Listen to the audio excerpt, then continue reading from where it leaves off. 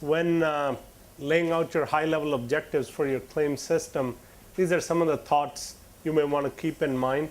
They're in no particular order. So core thing, detect fraud, reduce transaction cost, have timely settlement of claims. There's a difference between fraud and abuse. So point number 4 relates to abuse. So reduce unwarranted excess payments and inappropriate billing. That's what we would call abuse. And capture the information very well to be able to use it in the future for your provider contracting and pricing. Monitor outcomes, see which provider is doing things well, what are their readmission rates and stuff like that. And promote customer involvement and awareness in claim management. And that could be something very small. For example, in an insurance environment, if just the insurance company, if they're rendering cashless service, if they just send a letter to the customer once the claim comes in with a copy of the bill, just informing them this is how much your claim is and stuff like that. In many countries they do that. Then later on they send a letter also telling what they paid. So it's just generating awareness. Sometimes the customer will write back and say, I don't remember this happening, So that's another key part. Next please. So some of the common hurdles in claim management, a breadth of well-trained resources, and the fact that in some ways how you do the claim management, you wind up requiring more expensive or scarce resources such as doctors.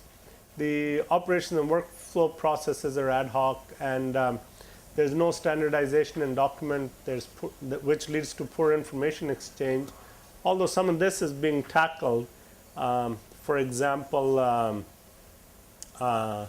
in the commercial insurance realm, they've created standardized pre-auth forms and standardized claim forms, which are now waiting for IRDA approval to be rolled out. And there's very minimal or no provider contracting or agreements. When they exist, it's frequently not used. 3-4 years ago, we did an assignment for a reinsurer where we audited 11 TPAs. And some of that we would actually do on site, and we would follow a claim right through the whole system. And one very interesting observation one of the persons brought back, there was a hospital which they had package rates, but for the person processing the claim, he had to do 5 clicks to get to the package rate.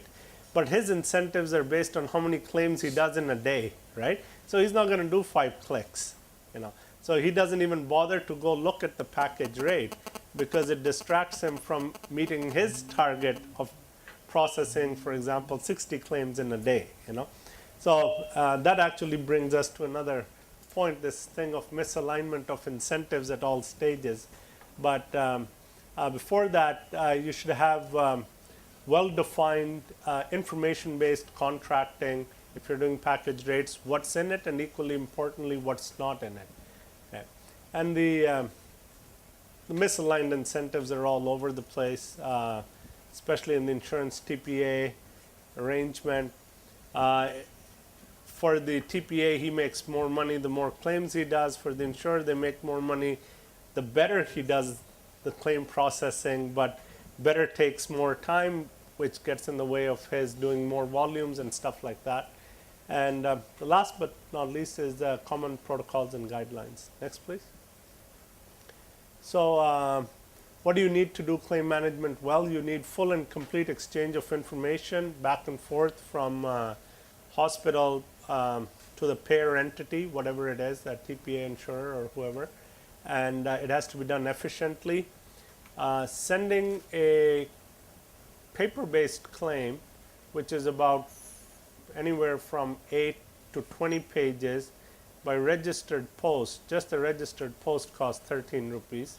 Okay, the paper, the envelope, all the work in that is another cost. So, just making it electronic, being able to submit it directly out of a billing system, being able to submit it electronically, right away the registered post cost goes away. And there's many other costs involved too.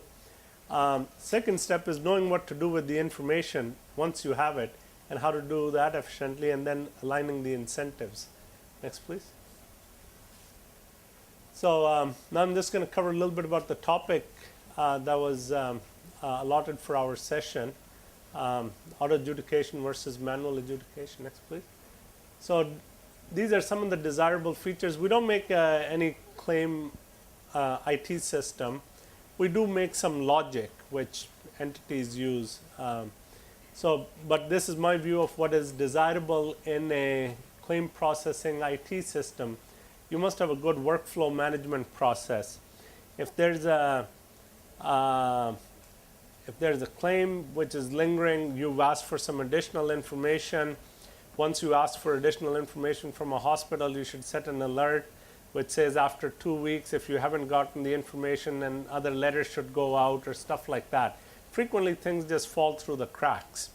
Hospitals wind up spending a lot of time chasing a claim, because they send it and the information wasn't complete. Somebody just put it on a shelf and stuff like that. These are all cause friction at cost. So good workflow management, having rules. X person is authorized to adjudicate claims up to this amount. If they're above this amount, 2 people must sign off. If this is not in by this date, there should be an auto alert, all of that kind of stuff. A lot of the checks which people do, what is the room limit, what is the, was there an exclusion, this, that, all of that, that can be significantly automated. Currently, it's done very laboriously manually. So you apply a good rules engine, you